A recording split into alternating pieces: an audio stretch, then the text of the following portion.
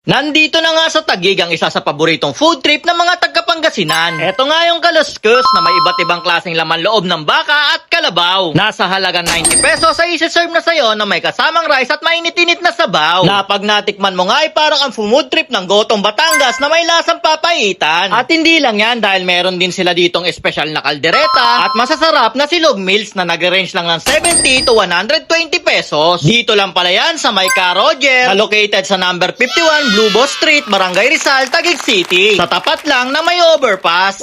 Hello po, madam. Magandang hapon po. Ano pong name nyo? Ako po si Jermaine Bagasbas. Yon, Madam Jermaine, ano yung tinitinda nyo dito? Ang tinitinda po namin dito ay silog meals and we have specialty po na kaliskes and caldereta po. Kaliskes yung po yung food po ng mga taga-Pangasinan po, no? Yes po, pero with the twist po yung sa amin, mas pinaasim po. Ayun, okay po. Magkano po nag-arrange yung foods nyo dito?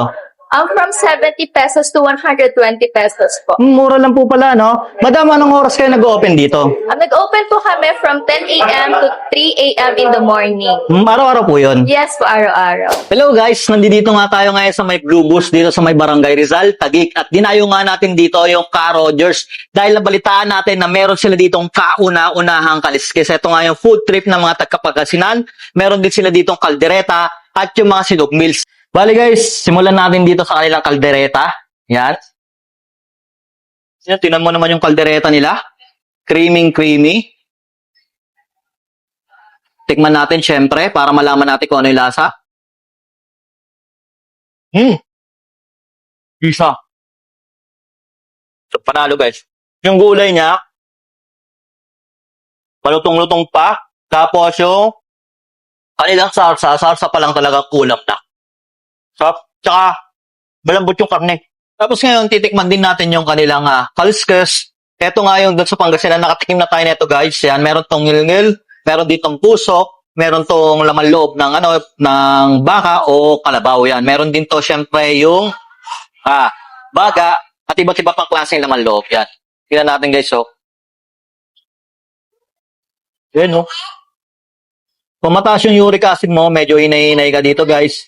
Pero kung okay naman, tapos mahilig ka sa mga ganitong food trip na parang goto at papaitan, ito yan guys. Natin.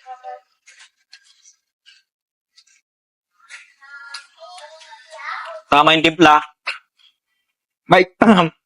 May kurot siya ng hangam. Tapos, yung lasa talaga ng sabaw niya, manilamnam. Parang kumain ng goto at papaitan. At ang huli nga natin titikman dito guys, yung kanilang bangsilog. Yan. Tignan nyo naman. Laki ng bangos sila dito guys. Tignan natin, itong boneless na rin to. Tignan natin. Ito yung mga gusto ko sa bangos eh. Nakamayin ko na guys ha. Boneless nga guys. Boneless yung bangos sila. Sarap na timpla. Tama-tama yung pagkaluto. Kahit ito, pati yung balat. Sarap. Kaya yung mga gusto kong luto sa may bangus. Tapos sa rice naman, malapit. Sinangag yung rice nila guys.